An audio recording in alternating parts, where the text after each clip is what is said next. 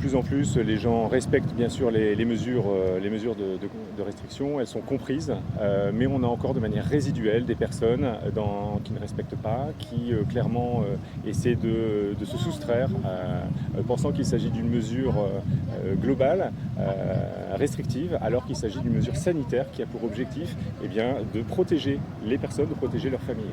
Quelles sont les sanctions aujourd'hui encourues? Alors, sanction encourue, si on est contrôlé en défaut d'attestation ou avec une attestation qui ne remplit pas les motifs légitimes, on a une sanction de 135 €, bien sûr, qui est systématique et sur laquelle nous sommes absolument intransigeants. Et si une personne à plus de 3 reprises est contrôlée en 30 jours, il y aura une interpellation systématique également et potentiellement une mesure de garde à vue. Alors on peut se dire aussi, voilà, j'ai été contrôlé une fois, j'y vais quand même, 135 €, c'est pas grave, j'ai les moyens de les payer, c'est pas si simple. C'est un mauvais raisonnement.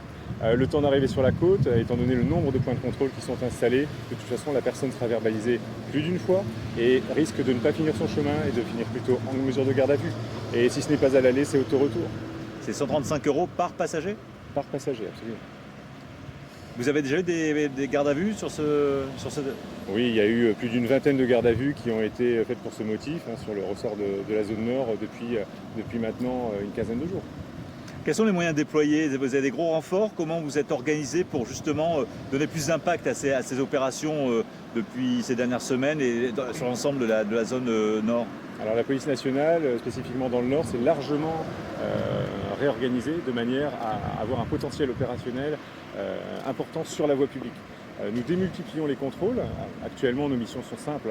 Il s'agit de la gestion de l'urgence, il s'agit bien sûr de la répression des crimes et des délits et surtout de la gestion de la crise Covid et des contrôles.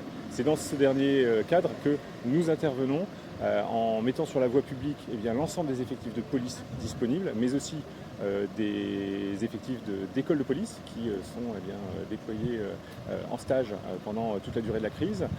Et nous avons également des renforts de la police judiciaire. Toutes les directions y participent.